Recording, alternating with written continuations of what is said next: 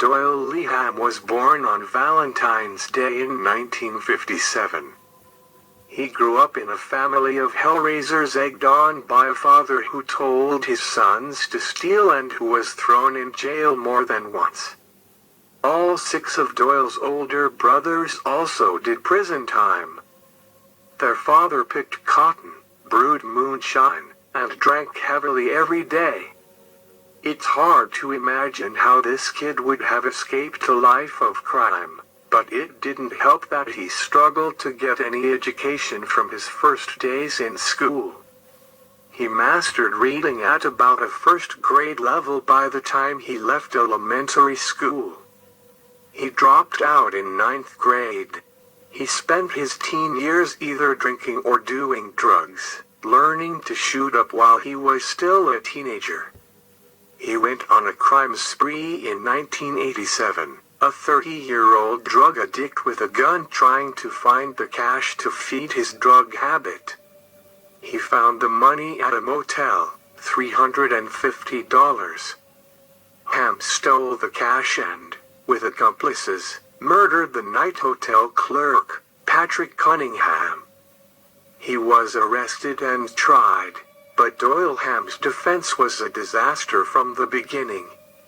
His attorney spent less than 20 minutes telling the jury about the considerable mitigating circumstances. Evidence of Hamm's likely brain damage, fetal alcohol syndrome, and 66 IQ were never shared with the jury. Any reasonable person would have defended him by testing his IQ, at the very least, and describing his extremely abusive childhood. Witnesses who said Hamm did the shooting recanted their testimony. He may have only been at the scene, without pulling the trigger. Doyle Hamm had lousy luck. His childhood was treacherous, his legal representation was incompetent, and his first appeal hearing led to a dubious decision by a judge who likely never even read his file.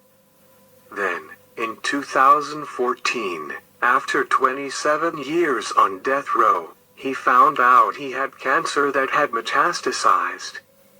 The B-cell lymphoma resulted in a large tumor behind his right eye, and the official diagnosis was lymphatic and cranial cancer. He received medical treatment via a DOT, including radiation. He survived, but 3 years later, in 2017, his cancer was worse and he needed further treatment. On December 13, 2017, he was scheduled to have surgery to remove a lesion, but that was also the day the Alabama Supreme Court finalized his sentence. Death by lethal injection. A DOT canceled the surgery. There were only 2 bright spots for Doyle Hamm. The first happened when he found a Columbia law professor named Bernard Harcourt to represent him. Harcourt used every legal trick in the book and was able to put off the execution until February 22, 2018. As the execution day approached, multiple high-level officials, including then-Governor of New Mexico Bill Richardson and 2 former presidents of the Alabama State Bar, appealed to Alabama Governor Kay Ivey. But their pleas, and dozens of other calls for clemency, fell on deaf ears. The U.S. Supreme Court weighed in at the 11th hour. But Hamm lost that appeal at 8:40 p.m. on February 22. Justices Sotomayor and Ginsburg dissented, stating that lethal injection had never been used in Alabama on a patient who was so sick and who had such extensive venous damage. The state of Alabama was trying to kill Doyle Hamm. He was 61 and had already survived a childhood of physical abuse and years of lymphoma. He'd survived drug addiction and chemo and radiation. Doyle Hamm wasn't hopeful he'd live much longer no matter what happened. He grew up as the 10th child in a family of 12. The poverty was bad. but the abuse and neglect were worse. In 2018, only 2 of Doyle Hamm's siblings were left alive.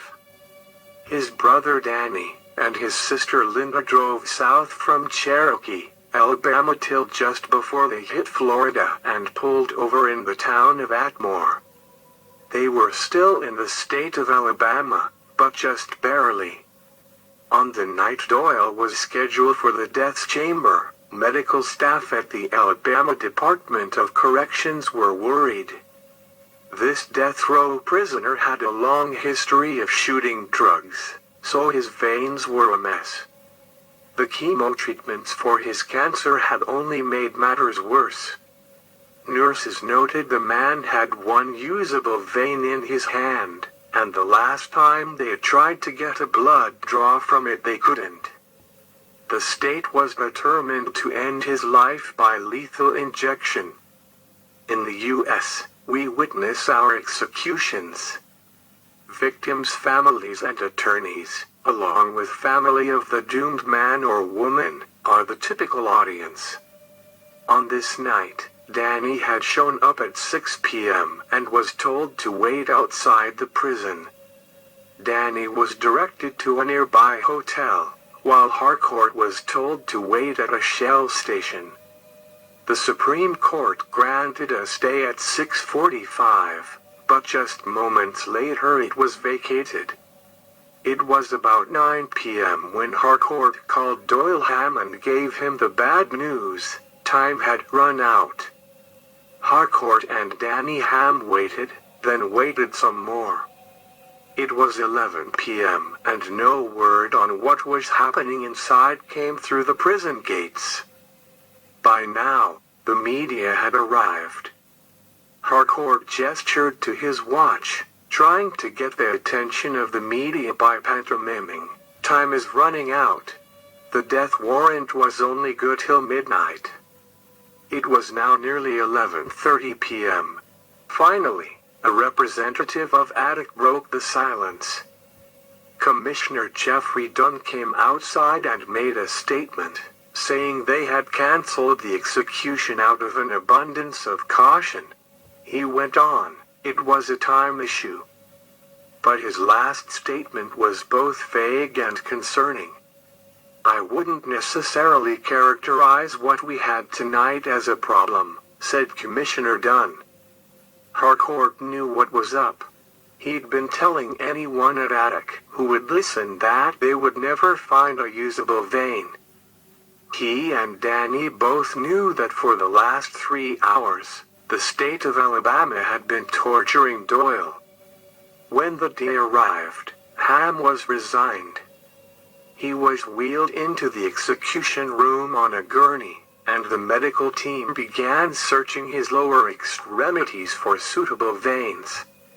Lethal injection requires inserting 2 intravenous cannulas, into which the 3 chemicals, one to produce unconsciousness, one to stop breathing, and a third to stop the heart through arrhythmia, are injected. One of the ives is for backup. Medical personnel could not locate a vein in Doyle's feet or legs, so they turned him over and began searching the back of his legs. When this failed, they began poking his groin area. Their attempts took 2.5 hours and resulted in dozens of needle punctures. Hamm's groin had at least 1 swollen lymph node due to his cancer.